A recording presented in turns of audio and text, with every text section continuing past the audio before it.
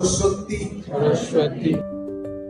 হে সকলকে স্বাগত আমার একটি ছোট্ট ভিডিওতে। এই ভিডিওটি ছিল সরস্বতী পূজার, আর এই সরস্বতী পূজা বাঙালিদের কাছে বিশেষ একটা দিন। এই দিনটাতে শুধু উৎসব নয়, এটা বিদ্যা, জ্ঞান আর নতুন কিছু শুরু করার প্রতীক। এইবারে সরস্বতী পুজো আরও বেশি স্পেশাল, তার কারণ প্রথমবার অক্ষরের সাথে পরিচয় হবে ঋষুর। তার আজ হাতে খড়ি, আর এই হাতে খড়ির জন্য আমরা স্লেটটাকে খুব সুন্দর করে ডিজাইন করে দিয়েছি। কোথায় যাচ্ছি মাম্মা? হ্যাঁ, মন্দিরে তোমার হাতে খড়ি হবে আজকে, ঠিক আছে? আজকে তুমি এবিসিডি লিখে দিবে স্লেটের মধ্যে, ওকে? তারপর খুব সকাল সকাল রেডি হয়ে মন্দিরে চলে গেছিলাম।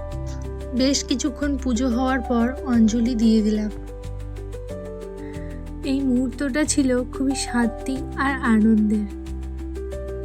এরপর এলো আজকের দিনে সবচেয়ে স্পেশাল মুহূর্ত, ঋষুর হাতে খড়ি।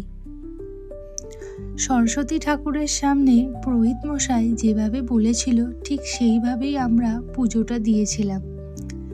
আর ঋষুর পাশে কয়েকটা বাচ্চার সেদিন হাতে খড়ি হয়।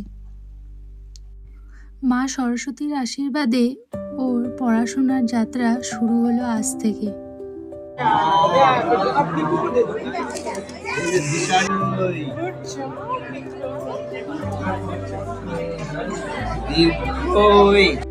সরস্বতী পূজা মানে নতুন শুরুর দিন, বিশেষ করে ছোট ছোট বাচ্চাদের শিক্ষা জীবনে প্রথম পদক্ষেপ।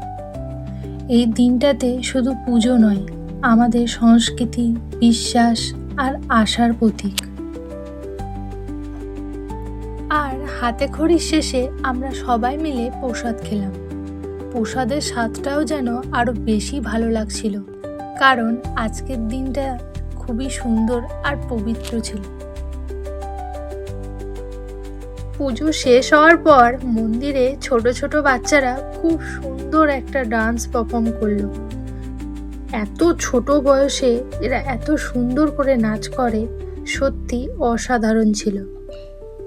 সব মিলিয়ে আজকের দিনটা আমাদের কাছে খুবই স্মরণীয় হয়ে থাকলো। মা সরস্বতীর আশীর্বাদে যেন ঋষু অনেক বড় হয়, মানুষের মতো মানুষ হতে পারে, এই প্রার্থনাই করি।